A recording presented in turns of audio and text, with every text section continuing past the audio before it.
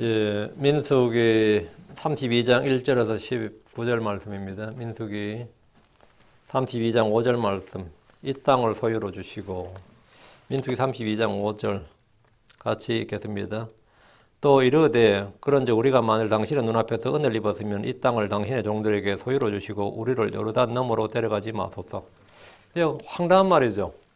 지금 요르단 너머 지금 정복전쟁 나가려고 하는 판국에 우리한테는 이 땅 주시고 우리는 건너가지 말게 해달라니 이게 기도예요 뭐예요 이게 지금.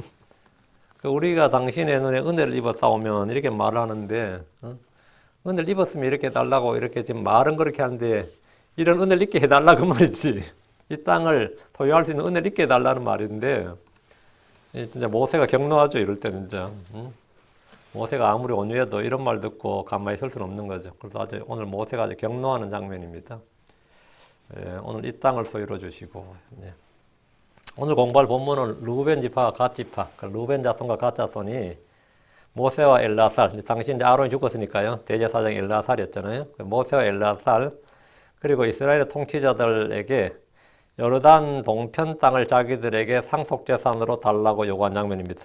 아직 정복전쟁 시작도 안 했는데, 정복전쟁 끝나고 나서 제비뽑기에서 상속재산을 나누는 게 원칙인데, 다른 지파들 가만히 있는데 이 두 지파가 나와서 그냥 여기 달라는 거예요. 아모리 족속이 차지했던 그 남쪽은 시온, 북쪽은 바산이었죠. 시온과 바산 땅을 우리한테 달라는 거죠. 얘들은 가나안 땅을 정복하기도 전에 먼저 자기들 목부터 챙기는 겁니다. 상속부터 요구를 했습니다. 요르단 강 동편은 모세의 지휘 아래 아모리 족속의 시온왕과 바산왕 옥을 정복함으로써 이스라엘 땅이 지금 된 거죠. 이스라엘 땅이 됐습니다. 하나님은 모세가 죽기 전에 미디안의 다섯 왕까지 멸하도록 정복하도록 하셨습니다. 이로써 요르단 동편 지역은 이스라엘의 형제인 암몬과 그 모압 족속의 땅을 제외하면 완전히 이제 이스라엘 땅이 된 겁니다. 이스라엘 땅이 된 거죠. 요르단 강을 건너서 주께서 조상들에게 약속하신 적과 꿀이 흐르는 땅이 있습니다. 전에 정탐꾼들이 이게 38년 전이에요. 38년 전에 정탐꾼들이 이 땅이 얼마나 좋은 땅인지 보고했습니다. 이제 그들은 요르단 강을 건너서 가나안 족속을 정복하고 제비를 뽑아서 12지파가 사이좋게 유업의 상속을 나누어 가져야 됩니다. 그런데 먼저 선수를 치고 나오는 족속이 있었던 거예요. 꼭 이런 사람이 꼭 이런 자식이 있게 마련이에요. 먼저 선수를 치면서 이 땅을 갖겠다고 그렇게 나왔어요. 하늘에 구한 게 아니고 하늘에 구한 것도 아니고 이 땅은 그냥 모세, 엘라살, 회정통장 우리가 너희들이 양해해달라 이거예요. 우리가 갖도록. 하나님이 나눠준 게 아니라 자기들이 갖겠다고 이제 나온 거예요. 루벤 자손과 갓 자손이었습니다. 이들은 요르단강을 건너서 그 땅을 정복한 후에 땅을 갖는 것이 아니라 다른 지파들보다 먼저 지금 자신들이 있는 이 땅을 상속력으로 달라고 요구했습니다. 시온과 바산왕 옥이 다스렸던 아모리 족속의 땅은 풀이 많은 목초지에 기름진 땅이었습니다. 그들은 이곳에서 몇 달 동안 머물면서 이 땅이 좋은 땅이라는 사실을 너무나 잘 알았습니다. 루벤과 갓 지파는 같은 군계 아래 있던 진영입니다. 좋은 땅에 대해 욕심이 나는 것은 12지파 다 똑같습니다. 사람 마음이 다 똑같지 뭐 자기들만 이 땅이 탐났겠어요? 사람 마음은 다 거기서 거기고 별다를 것이 없습니다. 내 눈에 좋은 것은 다른 사람 눈에도 좋아요. 여러분 물건 사러 가보면 말해요. 내가 찜해놨다 싶으면 남들도 다 그거 좋아해요. 나만 좋아하는 거 아니라고. 내 눈에 좋은 것은 다른 사람 눈에 좋습니다. 내가 탐내는 것은 남들도 탐냅니다. 그러나 아무 지파도 먼저 그 땅을 갖겠다고 그 땅을 요구하지는 않았습니다. 아직 정복전쟁을 시작하지도 않았기 때문입니다. 그러나 루벤 지파와 갓 지파는 안목의 정욕에 따라서 행했습니다. 나섰다 이거죠. 그들은 공동체 이익과 목표보다는 사적 유익을 추구했습니다.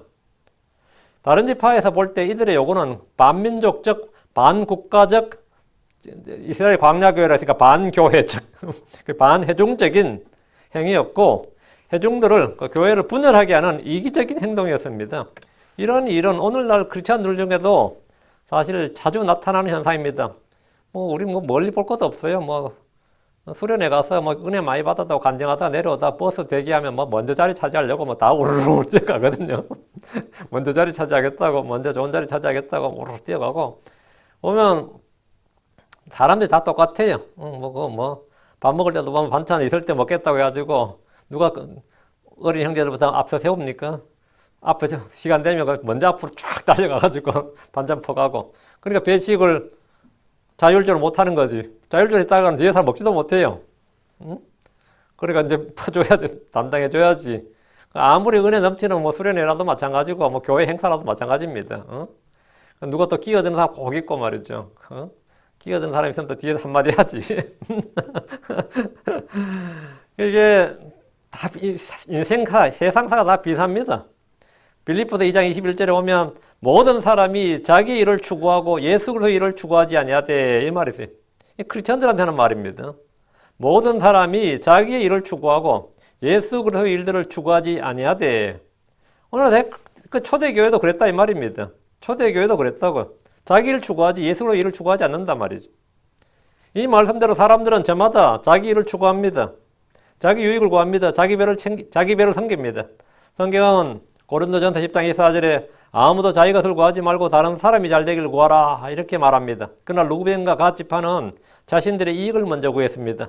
우리는 먼저 first, 먼저란 말이 first, 첫째로 하나님의 영광과 그분의 의를 구해야 됩니다. 근데 이들은 자기들의 땅을 먼저 구했던 거죠. 두 번째는 다른 사람이 잘 되기를 구해야 됩니다. 마지막으로 자신의 유익을 구하는 겁니다. 그런데 이제 정반대로 하는 사람들이 많이 있습니다. 자기 배를 섬기고 자기 일을 챙겨놓고 일단 뭐 내 거부터 해놔야지 뭐 여유가 있지 뭐 이런 사람도 있잖아요. 이들은 강 건너편에 있는 땅이 얼마나 좋은지를 아직 보지 않았습니다. 38년 전에 정탐꾼들의 보고에 따르면 그 강 건너편에 엄청나게 좋은 땅이 있다는 사실은 들었는데 그러나 그들은 지금 있는 땅을 먼저 선택했습니다. 근데 이제 일부 장로들이 야, 건너서 더 좋은 땅 있으면 어떡하려고 그러냐. 지금 뭐 이 땅 달라고 그랬는데 우리 건너가서 보고 더 좋은 땅 있으면 그 선택에 문제 생기잖아요. 그래서 어쨌든 먼저 선택했는데 아직 보지 못하는 것보다는 지금 보는 것, 멀리 있는 것보다는 가까이 있는 걸 택하고 소유하는 것이 육신적인 성도들의 특징입니다. 보지 못한 것 아무리 좋으면 못하냐. 일단 본 것부터. 멀리 있는 것 그거 필요 없다. 가까이 있는 것부터. 하늘에 있는 것, 이 땅에서 굴러도 여기가. 그리고 이게 지금 보이는 것, 있는 것부터 챙기자는 거죠. 그들은 여기가 좋다. 지금 있는 것이 좋다는 생각이 이 땅을 자신들의 상속용으로 선택했습니다. 오늘날 많은 크리스천들이 유업의 상속보다는 지금 내게 있는 것을 온전히 소유하기를 원합니다. 우리는 약속의 말씀에 따라 더 좋은 것을 선택해야 됩니다. 자, 본문을 보겠습니다. 1절입니다. 이제 루벤 자손과 갓 자손에게는 가축이 심이 많더라. 이 말이 참 특이하죠. 루벤 자손과 갓 자손에게는 가축이 심이 많더라. 40년 광야 생활했는데 가축이 왜 이래 많은 거예요? 그들이 야셀 땅과 길르앗 땅을 보니 보라 그곳은 가축에게 알맞은 장소이므로. 출애굽할 때 일단 가축을 많이 갖고 나왔고요. 그렇다면 출애굽에도 광야 40년 동안 가축들을 먹어야 될 거 아니에요. 가축들은 뭐 먹어? 풀 먹었어요? 광야에 무슨 풀이 있어? 가축도 같이 만나 먹었나? 가축도 먹었을 거 아니에요. 루벤 자손과 갓 자손에게는 가축이 심이 많았다고 하는데 놀라운 일입니다. 이집트에서 가지고 나온 가축이 40년 동안 불어난 것 뭐 있겠죠. 근데 불어난 것이 아니라 아모리 족속을 치고 미디안 족속을 치면서도 노략물들입니다. 노략물들은 일반적으로 똑같이 지파들이 똑같이 나누어 가지기 때문에 루벤 자손과 갓 자손에게 가축이 특별히 뭐 다른 지파보다 월등히 많다. 이건 좀 의문입니다. 어쨌든 이들은 가축이 많다. 우리에겐 가축이 많다. 그렇게 말했는데 여기는 별로 반론이 없었어요. 우리에겐 가축이 많다는 거예요. 가축이 많으면 뭐가 필요하다? 풀이 필요하죠. 목초지가 필요하다고. 풀이 많은 넓은 목초지가 필요합니다. 1절에 보니까 그들이 야셀 땅과 길르앗 땅을 보니 보라 그곳은 가축에 알맞은 장소이므로 한마디로 목초지였으므로 이 말이에요. 그 야셀 땅과 길르앗 땅은 기름진 목초지가 펼쳐져 있었습니다. 가축이 많았던 루벤과 갓 자손은 자기들이 이곳에서 소와 양과 염소를 지기에 적합하다고 생각했습니다. 보니 보라 이 말은 그들이 눈에 보기에 좋은 것을 택했다는 말이고 안목의 정욕을 따라 택했다는 겁니다. 롯이 소돔을 택한 것도 그것이 보기에 좋았기 때문입니다. 에덴 동산 같았다잖아요. 물이 넉넉하고. 야셀 땅과 길르앗 땅은 요르단강의 지류인 야르묵강, 야복강, 아르논강 사이에 위치한 땅으로서 목초지로서 예부터 소와 양들로 유명한 곳입니다. 2절 갓 자손과 루벤 자손이 와서 모세와 제사장 엘라살과 회중의 통치자들에게 말라 이르되 1절에서는 루벤과 갓 자손의 순서인데 2절부터 또 갓 자손이 먼저 나오죠. 갓 자손과 루벤 자손의 순서로 바뀌어져 기록되어 있습니다. 루벤은 야곱의 장자였지만 장자권도 통치권도 주어지지 못했습니다. 장자권은 요셉이, 통치권은 유다가 가져버렸죠.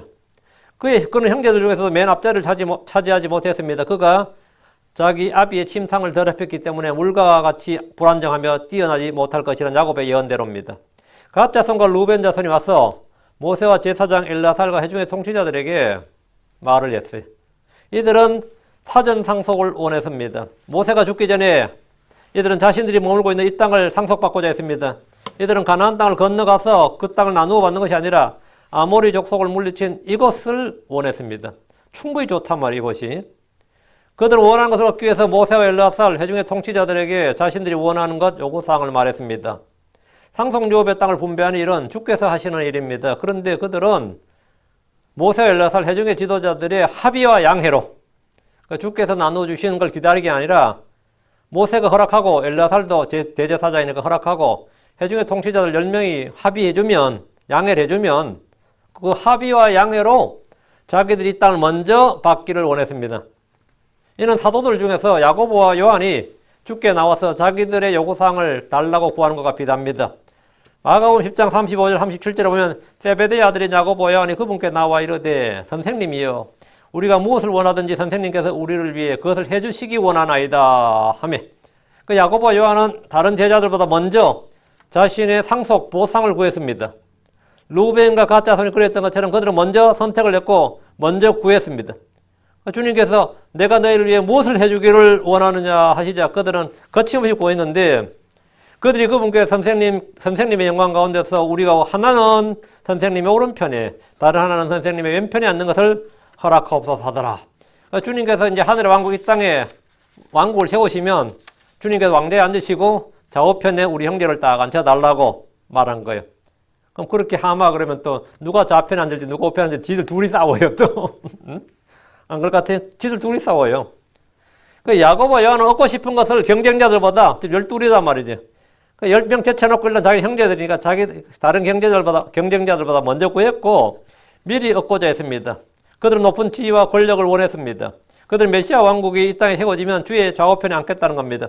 주님은 그들에게 원하는 자리를 내주는 대신에 주께서 받은 침례와 주께서 지신 십자가를 지도록 하셨습니다. 우린 주께 구하는 것을 받을 수 있습니다. 그러나 구하여도 받지 못하는 것이 있는데 그것은 정욕으로 서려고 잘못 구하는 겁니다. 야고보 4장 3절에 너희가 구하여도 받지 못하면 그것을 너희의 정욕에 서려고 잘못 구하기 때문이니라. 많은 이들이 원하는 것을 구합니다. 그러나 다 얻는 것은 아닙니다. 비웃는 자는 지혜를 구해도 얻지 못합니다. 주의 벌 버린 자는 평안을 구해도 결코 얻지 못합니다. 우리 주께서는 자신의 아들을 아끼지 않으시고 구하는 자에게 모든 좋은 것을 값없이 주시는 분이지만 믿음으로 구하지 않고 두 마음을 품은 자는 아무것도 얻지 못합니다. 야고보서 1장 7절에 그 사람은 자기가 무엇을 주께 받을 줄로 생각하지 말라. 두 마음을 품은 자들은 정함이 없다. 그 사람은 자기가 무엇을 주께 받을 줄로 생각하지 말라 했습니다. 각각 루벤은 자신들이 원한 것을 주께 구한 것이 아니라 모세와 엘라살 그리고 회중의 통치자들에게 구했습니다. 그 회중의 통치자들이 어떨 것 같아요? 모세, 엘라살이 어떻게 결정하느냐 이제 눈치 보겠죠. 10명은 말 같지 않은 소리 하네 속으로는 다 생각하더라도 일단 모세가 어떻게 나온지 모세가 허락해버리면 또 이거 어떻게 죽음을 바로 왔던 모세가 그래 그러라 이러면 나무 10명의 통치자들도 좀 반기기 들기 좀 어렵겠죠. 모세 엘라살이 허락해버리면 뭐 어쩔 수 없겠지만 서로 눈치만 보고 있지 이럴 때는 이제 달라고 하는데 어떻게 하지요? 이때 전원 합의체여야 돼. 한 명만 반대해도 이건 어려워요. 3절 아다롯과 디본과 야셀과 니므라와 헤스본과 엘랄레와 스반과 느보와 부온 요르단 동편은 북쪽 지역을 길르앗이라 그러고요.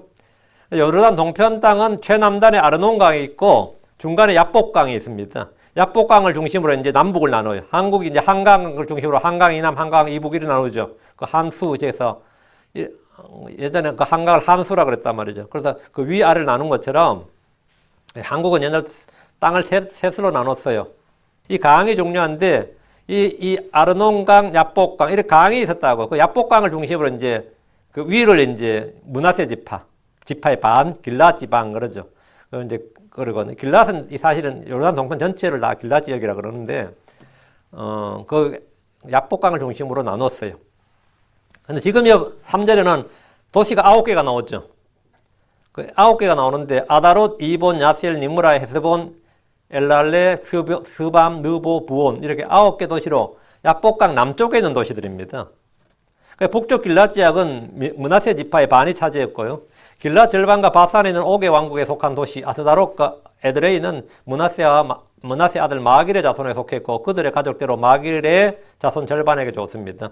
갓 자손과 루벤 자손은 그 아래 지역을 원했습니다. 4절 그 주께서 이스라엘 회중 앞에서 치신 지역은 가축에게 알맞은 땅이요 당신의 종들에게는 가축이 있나이다 하고 이제 이 지역이 주께서 이스라엘 회중 앞에서 치신 지역 이 암몬 족속의 아모리 족속의 땅이 참 암몬이에요. 아모리 족속의 땅에는 말 아모리 족속과 시온을 이제 남쪽에 있는 시온을 물리치고 바산은 옥이 통치하던 땅에 대해서 그들은 주께서 이스라엘 회중 앞에서 치신 지역 이렇게 말했습니다. 정복지라 이거 말이죠. 이들은 이스라엘의 행군을 가로막고 군대를 끌고 나와서 주와 그분의 군대를 치려고 했던 왕들로서 이스라엘에게 멸망당했습니다. 이 땅은 이제 이스라엘의 소유가 되었습니다. 이 땅은 가축에게 알맞은 땅이었습니다. 풀이 많고 물이 넉넉했기 때문입니다. 당신의 종들에게는 가축이 많나이다. 우리 당신의 종들에게 가축이 있나이다. 이 말은 이 땅을 우리에게 달라. 우리가 살기 좋은 땅이다. 우리가 왜 이 땅을 달라고 하는지 알겠느냐. 이런 이야기죠. 이들은 나름대로 이 땅을 원하는 근거와 이유를 제시했습니다. 자칫하면 여기서 내분이 일어날 수 있습니다. 지파들 간의 다툼, 갈등, 분열이 일어날 수 있는 상황입니다. 5절 또 이르되 그런즉 우리가 만일 당신의 눈앞에서 은혜를 입었으면 이 땅을 당신의 종들에게 소유로 주시고 우리를 요르단 너머로 데려가지 마소서니라. 특히 이 뒷부분이 우리를 요르단 너머로 데려가지 마소서. 이게 지금 할 수 있는 말이 아니죠. 이 땅도 12지파가 같이 싸웠지 자기들만 싸운 거 아니라고. 모세의 지휘 아래 12지파가 싸워서 이긴 거라는 차지한 땅이라고. 근데 자기들은 12지파가 같이 싸워서 땅을 차지해서 여기를 차지해버리고 요르단 강을 안 건너겠다 그러면 우리를 요르단 너머로 데려가지 마소서. 아니 참 듣는 모세 진짜 황당하죠. 갓 자손과 루벤 자손은 이 땅에 대한 욕심을 가감없이 드러냈습니다. 근데 또 이렇게 뻔뻔한 사람이 또 없더라고요 보니까. 이 뻔뻔한 사람이 어찌 겸손하게 가만히 있다가 보면 다 틀려요. 이 세상에서는 참 주의 은혜를 바라야지. 또 그렇게는 지금 가짜손과 가짜손하고 이 루벤자손 어쨌든 이거 얻었어요. 어쨌든 이렇게 해가지고. 그런데 우리가 만일 당신의 눈앞에 은혜를 입었으면 이 말은 이스라엘 사람들이 호의나 은혜를 구할 때 이 간구나 간청할 때 늘 사용하는 말입니다. 이건 그냥 간용구예요. 당신의 눈앞에도 은혜를 입었으면 이 말은 이란 말은 이제 은혜를 입었는지 아닌지를 알게 해달라는 것이 아니고 은혜를 입게 해달라는 말이죠 사실. 이 땅을 당신의 종들에게 소유를 주시고 이제 가축을 키우기에 적합한 이 땅을 자기들에게 달라고 요구인데 사실 이 땅은 모압과 암몬, 에돔 족속과 국경을 마주해야 됩니다. 남쪽은 에돔 족속이고 더 동쪽은 모압과 암몬이 있단 말이죠. 서쪽은 뭐죠? 지중해라는 대해가 있습니다. 지중해라는 그 당시에 큰 바다예요. 대해라고. 요즘 항해술에서 상관없지만 옛날에는 지중해를 건너서 침범한다는 건 상당히 어려운 일이에요. 서쪽 지역은 뭡니까? 사실 국경에서 외적의 침입에 별 문제가 없다고요. 그리고 바다니까. 근데 지금 요르단 동편 땅은 최전방이에요 사실은. 이건 언제든지 적들이 언제든지 몰고 밀려들 수 있는 지역인데 이 국경을 마주해야 된다고요. 모압과 암몬과 늘 싸워야 되고 다음에 에돔과 싸워야 되고 밑에서 기어 올라올 수 있고 이렇잖아요. 그 서쪽이란 지중해란 대해가 있는데 이 동쪽은 항상 국경선이고 최전방이라고. 땅 욕심에 이들은 다른 것을 생각할 수 없었던 것이 분명합니다.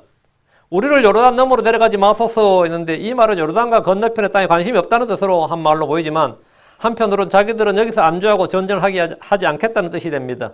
모두가 함께 싸워서 유업의 땅을 차지해야 되는데 이들이 강을 건너지 않고 자기들을 강 너머로 데려가지 말라고 한 겁니다. 이는 극도로 이기적이고 자기중심적인 사고입니다.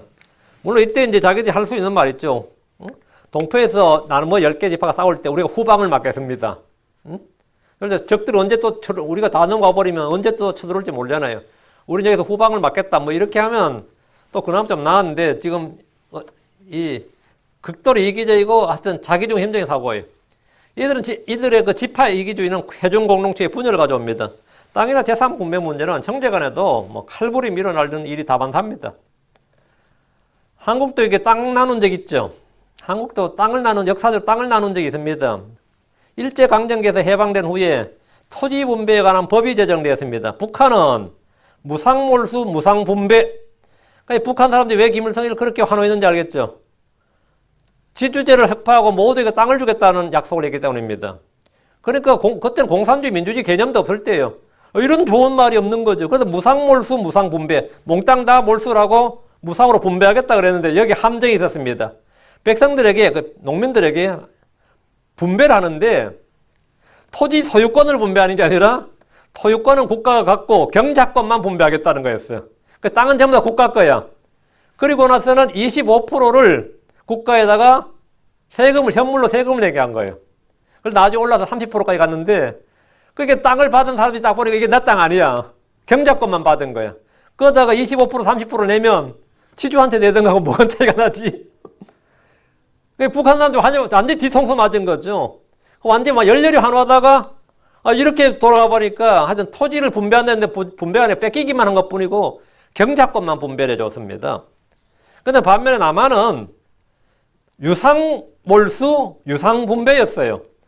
그 땅을 다 샀어, 국가에서.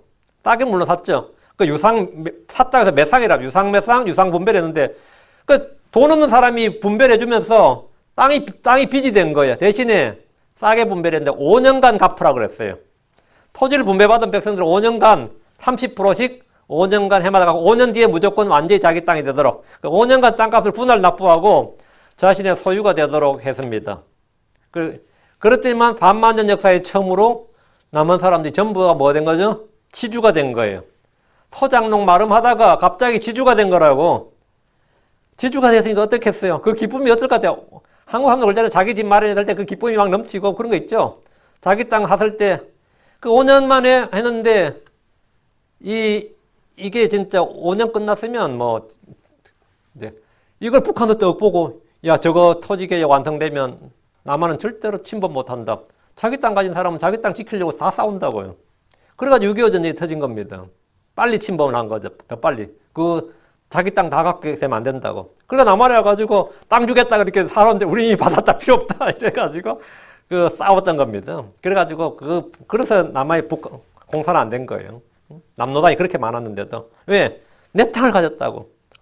그런데 이스라엘 사람들은 하나님께서 전 국민에게 땅을 다 줘버린 거예요. 가나안 땅을 전 지파의 전 가족에게 뭐했다? 무상분배를 했습니다. 그리고 무상분배를 했을 뿐 아니라 이 땅을 정부가 아니면 통치권자들이 사고 팔거나 빼앗거나 하지 못하고 하나님께 받은 땅은 영구 소유, 뭐 5년, 10년 임대가 아니라 영구 소유권을 줬습니다. 이 영구 소유권이라는 게 중요해요. 레위기 25장 3절에 내 땅을 영원히 팔 수 없나니 땅은 내 것이니라 너희는 나그네여 나와 함께 머무느냐니라. 그러니까 주님께서 이거 땅 다 내 거다 말이에요. 그리고 내 땅을 너에게 줬다 이거예요.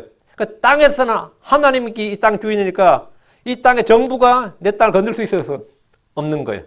그래서 이 안식년과 희년이라는 제도를 둬가지고 땅이 만약 팔렸더라도 다시 원주인에게 돌려주는 그래서 영구 소유권을 법으로 제정해버린 거죠. 이 엄청난 이야기예요. 그런데 이 땅을 지금 이 땅의 분배 문제인데 자 6절 모세가 갓 자손과 루벤 자손에게 이르되 너희 형제들은 싸우러 가는데 너희는 여기 앉아 있으려 하느냐. 모세가 이 말 이제 5절 우리가 요르단강을 건너지 말게 하소서 한 말에 이제 모세가 이제 완전 분노한 거예요. 갓 자손과 루벤 자손의 요구에 모세가 분노했습니다. 격분한 겁니다. 너희 형제들은 싸우러 가는데 너희는 여기에 앉아 있으려 하느냐. 요르단 동편 땅은 온 지파가 모두 함께 싸워서 얻은 땅입니다. 그렇다면 요르단 서쪽 땅 역시 모든 지파가 함께 싸워서 정복해야 됩니다.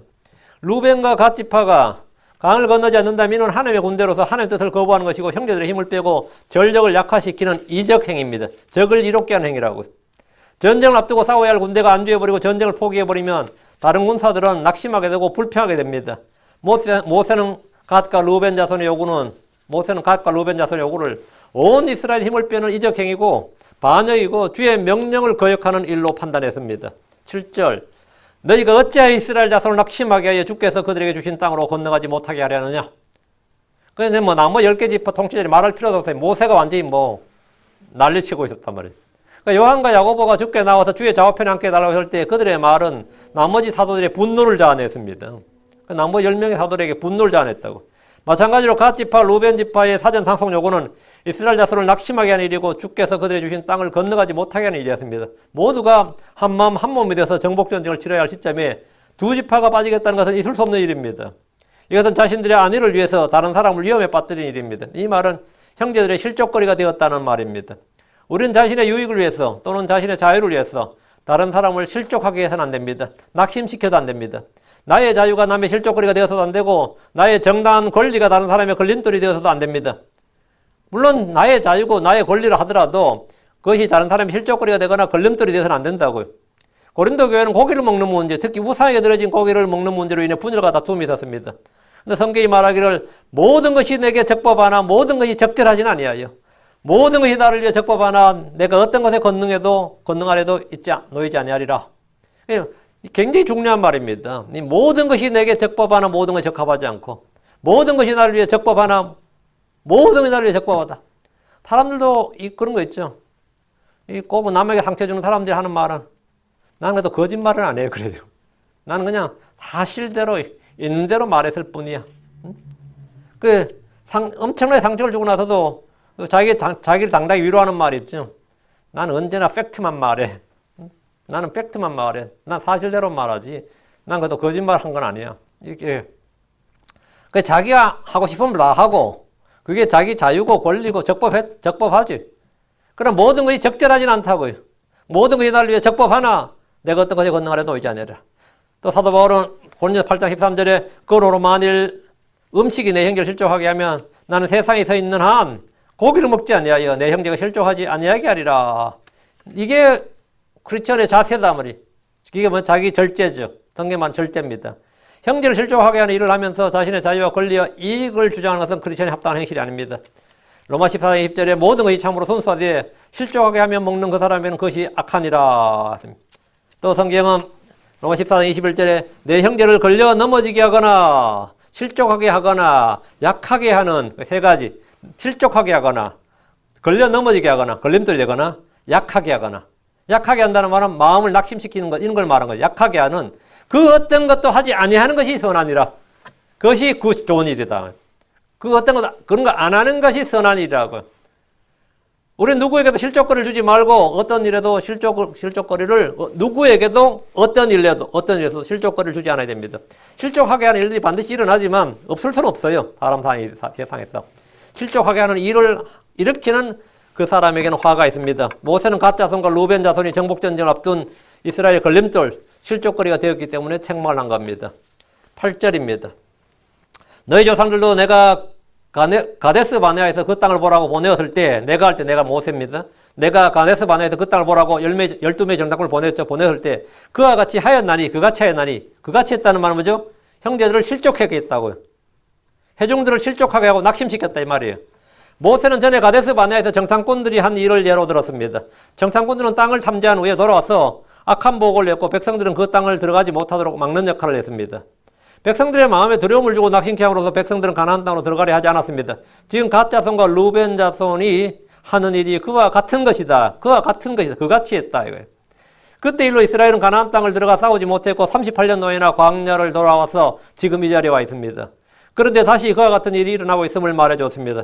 모세는 갓 자손과 루벤 자손의 요구가 얼마나 큰 죄인지, 어떤 죄인지를 알려줬습니다. 모세가 그들을 향해서 크게 분노하고 책망한 이유입니다. 9절입니다. 그들이 에스겔 골짜기에 올라가서 그 땅을 보고 이스라엘 자손을 낙심하게 하여 주께서 그들의 주신 땅으로 가지 못하게 하였느니라. 모세는 10명의 정탐꾼들이 에스겔 골짜기에 올라가서 그 땅을 보고 이스라엘 자손을 낙심하게 했다고 합니다. 민수기 13장 27절 29절을 보면 그들은 자기들이 본 것을 그대로 보고했습니다. 그들이 본 대로 증언했어요. 그런데 그 말을 들은 백성들은 동요있고 불신에 빠졌습니다.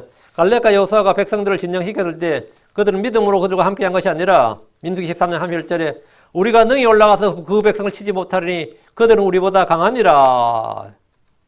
이래서 백성들을 낙심하게 한 겁니다.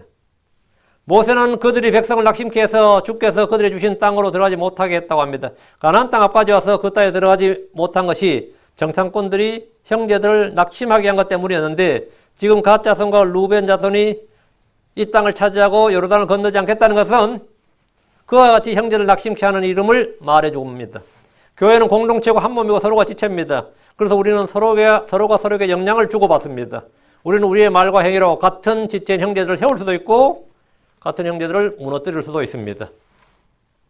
내가 뭘 해도 할 수 있다고요. 그렇게.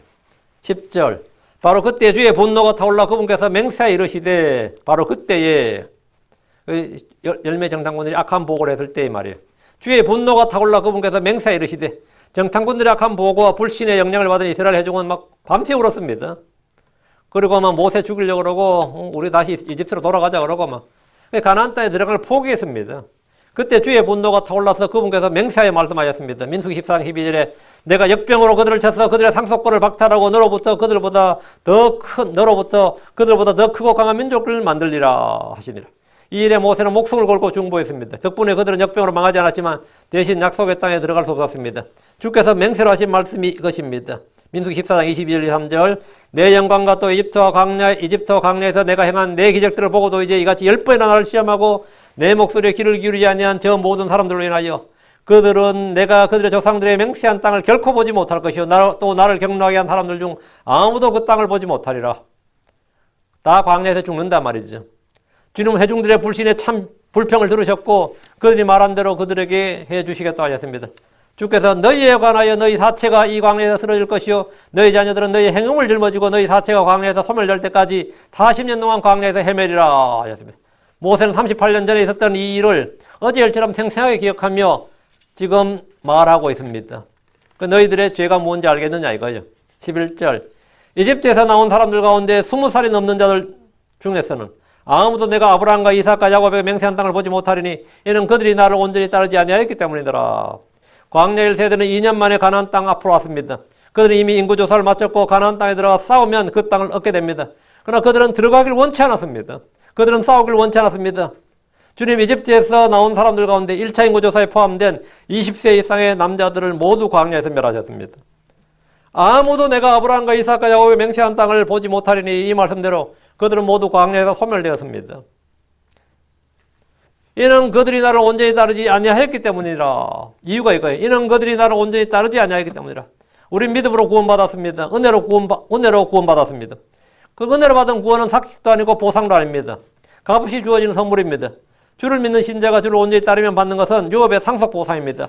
출애굽 1세대는 구원을 받지 못한 것이 아니라 상속 보상을 받지 못한 겁니다. 주께서 박탈한 것은 그들의 상속권을 박탈한 것이었습니다. 그들의 구원을 박탈한 게 아닙니다. 그들의 상속권을 박탈한 거예요. 성도는 이 땅에서 주를 믿을 때 값없이 은혜로 구원받습니다. 구원은 잃어버리지 않습니다. 빼앗기지 않습니다. 취소되지 않습니다. 구원은 어떤 경우에도 잃어버리나 취소되지 않습니다. 우리가 온전히 주를 따를 때 받는 것이 상속보상입니다. 출애굽 1세대는 상속재산을 빼앗겼습니다. 상속권을 빼앗겼어요. 주님 성도들에게 나를 따르라고 하셨습니다. 온전히 주를 따른 자들은 그리스도의 심판석에서 상속보상을 받는 줄 우리가 압니다. 상속보상을 받습니다. 그러나 내가 이 땅에서 육신을 따라 살고 세상과 동화되고 일치하면 세상을 살아가면 상속재산을 빼앗깁니다. 그래서 아무도 너희 상속보상을 빼앗지 못하게 하라. 너희가 보상을 빼앗기지 않도록 하라. 이런 경고가 있는 겁니다. 12절 다만 그나스 족속 여분의 아들 갈렙과 눈의 아들 여호수아는 그것을 보리니 그들은 주를 온전히 따랐느니라 하시고 그들은 갈렙과 여호수아는 온전히 주를 따랐다고요. 주께서 광야에서 1세대를 멸하실 때 2명을 제외해 주셨습니다. 주를 온전히 따랐던 갈렙과 여호수아는 약속의 땅에서 주의 상속을 받습니다. 민수기 14장 30절 여분의 아들 갈렙과 눈의 아들 여호수아 외에는 내가 맹세하여 너희로 하여금 거하게 하리라 한 땅에 너희가 결단코 들어가지 못하리라. 갈렙과 여호수아는 자기들이 밟았던 땅을 다시 봅니다. 그들은 상속을 받습니다. 모압 광야에서 마침내 갈렙과 여호수아를 제외한 모든 1세대 백성들이 죽었습니다. 이런 비극의 역사는 두 번 다시 일어나서는 안 됩니다. 갓 자손과 루벤 자손이 여기서 머물고 가나안 땅으로 들어가는 형제를 낙심케 한다면 그들은 10명의 정탐꾼들 같은 죄를 짓는 것입니다. 13절 주의 분노가 이스라엘 향해 타올라 그분께서 그들로 하여금 40년 동안 광야에서 방황하게 하셨으므로 마침내 주의 눈앞에서 악을 향한 그 세대가 모두 소멸되었느니라. 모두 소멸되었어요. 주님은 불신으로 불평하는 회중들 향해 분노가 타올랐습니다. 주님은 소멸시키는 consuming fire, 소멸시키는 불의한 말씀대로 여러 번 분노가 타오르셨습니다. 주께서는 그들로 하여금 40년 동안 광야에서 방황하게 하셨고 마침내 그들은 모두 광야에서 사체가 되어 쓰러졌습니다. 모세는 그들을 주의 눈앞에서 악을 향한 그 세대 이렇게 했습니다. 주의 눈앞에서 악을 향한 그 세대. 물론 우상숭배도 하고 불평도 하고 여러 번 했지만 결국 마지막 결정타는 뭐였냐면 가데스 바네아 사건이었습니다. 주의 눈앞에서 악을 향한 그 세대에 불신은 악이요 죄입니다. 불평은 악이요 죄입니다. 사람들은 이 불신과 불평에 대해서 그다지 큰 죄라고 생각하지 않을 수 있지만 성경은 그들을 악을 향한 그 세대라고 하셨습니다.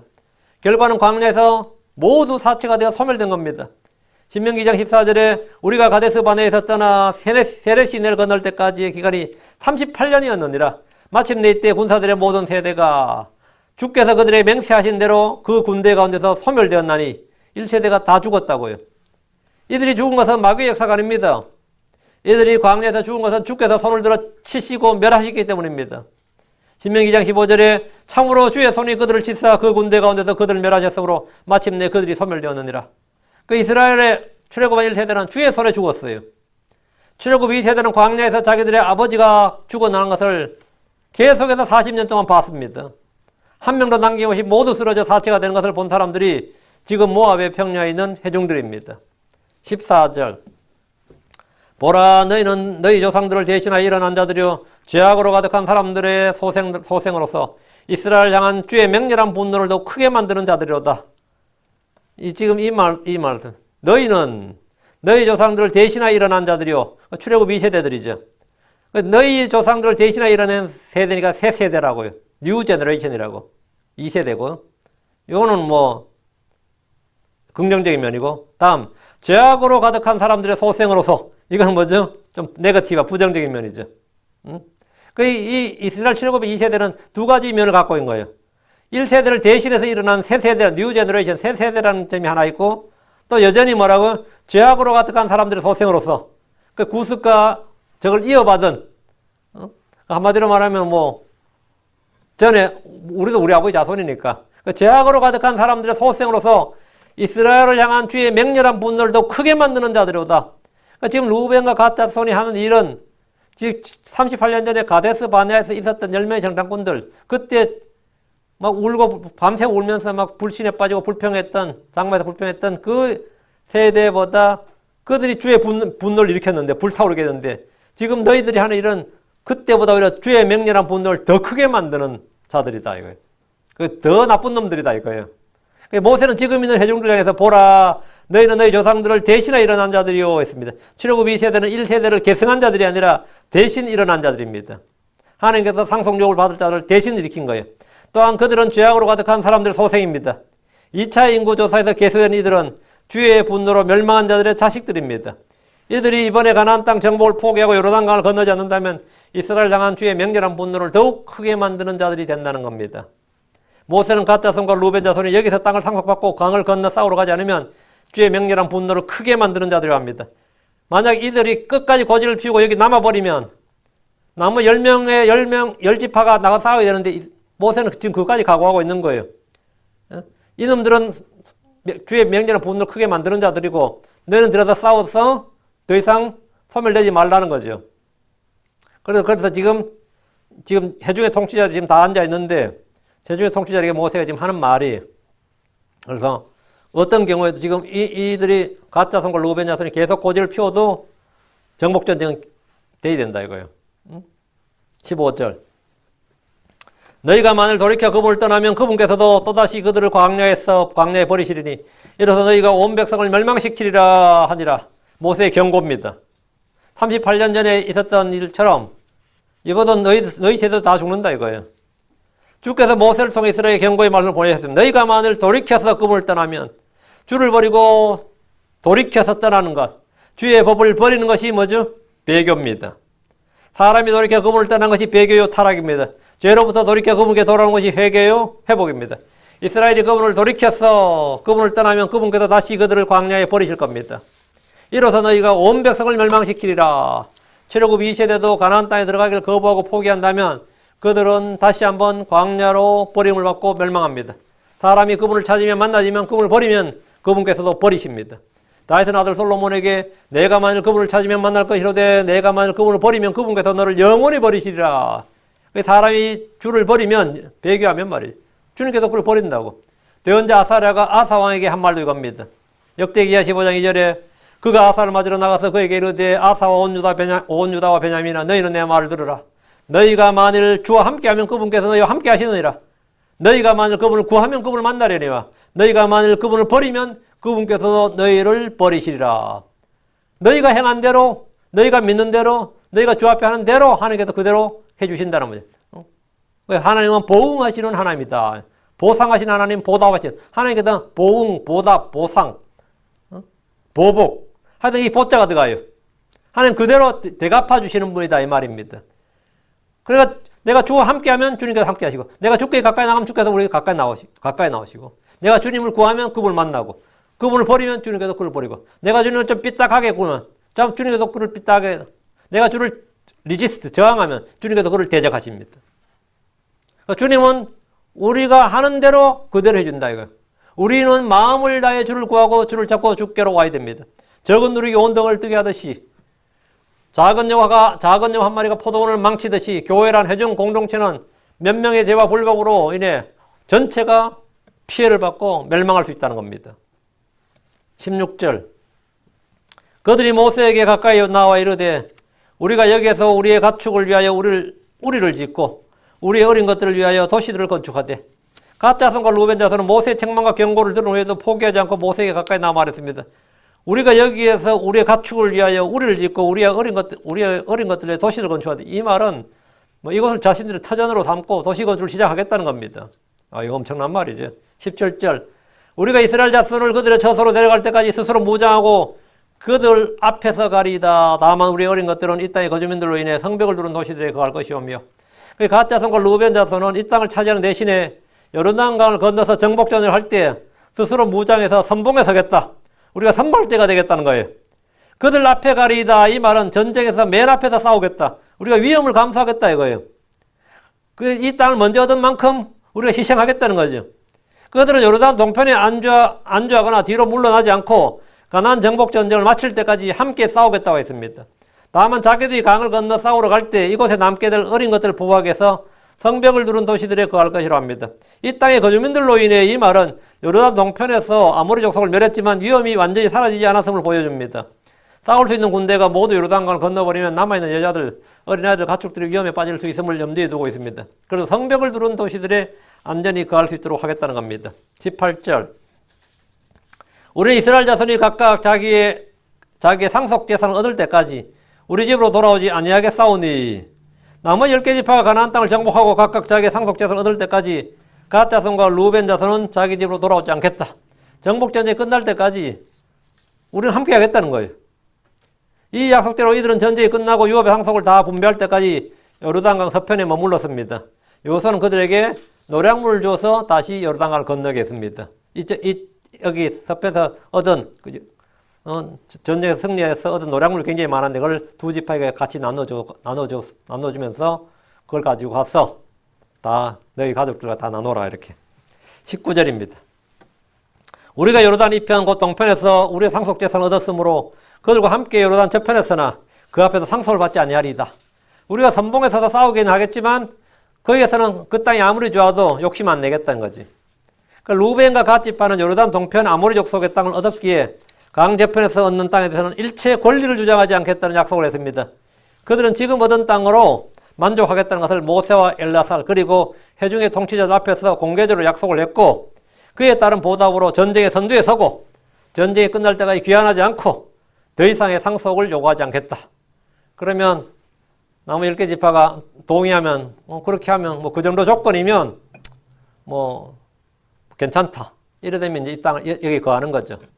그러니까 원하는 것을 얻는 대신에, 자기들이 지금 원하는 걸 얻는 대신에 그만한 희생을 치르겠다는 것은 보상은 섬김과 수고와 희생에 따른다는 평범한 진리를 보여줍니다.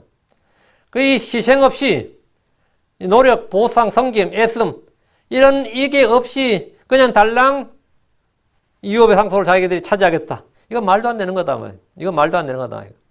그러니까 우리가 이렇게 하겠다 했을 때 비로소 그때 이제 모세도 엘라살도 다른 10개 지파들도 그런 조건이라면 용인해 주겠다. 이렇게 합의가 됐어요.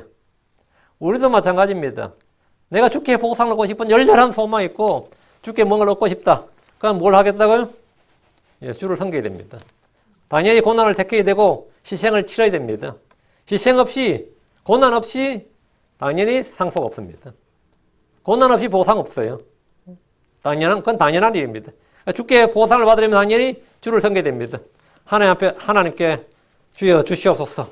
그게 먼저 선수금을 당기려면 그 뒤에 당연히 보상을 치르겠다는 약속이 있는데, 근데 그걸 주로 서원이라고 그러는데, 그걸 이제 서원기도 아니면 맹세기도라고 그러는데, 주님 이번만 해결해 주시면, 이번에 몸을 해주시면 내가 이렇게 하겠다고 이제 자신의 치를 희생에 대해서 아니면 자기의 치를 뭐에 대해서 하나님께 이제 딜을 할 때가 있죠. 딜을 할 때가 있는데 사람 마음이 얻어보면 그렇지가 않아요. 그래서 구약에서는 거짓 맹세하지 말라, 뭐 헛된 맹세를 하지 말라, 이게 구약의 명령이었다면 신약에서 우리 주님께서는 아예 맹세하지 말라고. 왜? 안 된다는 걸 압니다. 안 된다는 걸 알아요. 물론 뭐 저도 서원기도 해본 한 사람 되게 많이 봤고 저도 이제 해본 적이 있어요. 근데 안 되더라고. 그럼 저는 그랬죠. 하나님께서 안 들어주셨으니까 무효입니다. 그랬어요. 하나님이 내가 이거 해주시면 내가 해야겠다 했는데 주님께서 안 해주셨으니까 그럼 하나님 무효입니다 했는데 모르지. 나중에 주님한테 내가 해줬다 그랬으면 진짜 완전히 황당하게 되는 게 황당하게 되는데 제가 기억하기로는 서원기도 한 적이 있어요. 저도 예전에 벌써 뭐 20년 넘었지만 서원기도 한 적이 있는데 당연히 무언가를 얻으려면 그만큼 대가가 치러야 됩니다. 물론 구원 얻는 데는 그렇지 않습니다. 구원 얻는 데는 주님께서 희생과 대가를 다 치르셨고, 또 하나님께 우리가 기도해서 얻는 것도 값없이 주시고, 또 지혜를 얻는 것도 값없이 주시고, 모든 것을 대부분 다 은혜로 값없이 주십니다. 그러나 상속 보상에 관해서, 또 영광의 유업에 관해서, 이런 또 통치권에 관한 것, 이런 것들에 대해서는 당연히 섬김이 있어야 됩니다. 고난이 있어야 되고, 희생이 있어야 되고, 뭐 주를 위해서 의를 위해서 받는 뭐 핍박도 있어야 되고 여러 가지 있습니다. 그러나 내가 기꺼이 감당하겠다는 자세가 중요합니다. 선한 소원과 다음에는 당연히 선한 소원 다음에 이제 의지가 있어야죠. 소원만 있고 몸이 약하도다 이렇게 핑계 대버리면 곤란하고 선한 소원이 있고 다음에는 결단이 있어야 됩니다. 예전에 이 갓자손과 루벤 지파는 처음에 엄청나게 모세한테 책망을 받았는데 마지막에 이렇게 자신들이 기꺼이 희생하겠다는 이런 이 자세를 공개적으로 표방하고 약속함으로써 또 우리가 약속을 이행했어요. 이행함으로써 나중에 뒷말이 없도록 다른 이파로도 불평이나 뒷말이 없도록 했습니다. 근데 여러분 생각할 때 동편 땅 잘하던 것 같아요. 내가 볼 때는 아니. 내가 그때 장로였으면 반대했을 것 같아요. 정말 위험한 지역이. 물론 뭐 풀이 많은 건 좋은데 국경을 접하고 있다는 것은 상당히 참 어려운 저거죠. 예, 기도합시다. 항상 뭐 자기 좋은 것만 얻을 수는 없죠. 예. 기도합시다.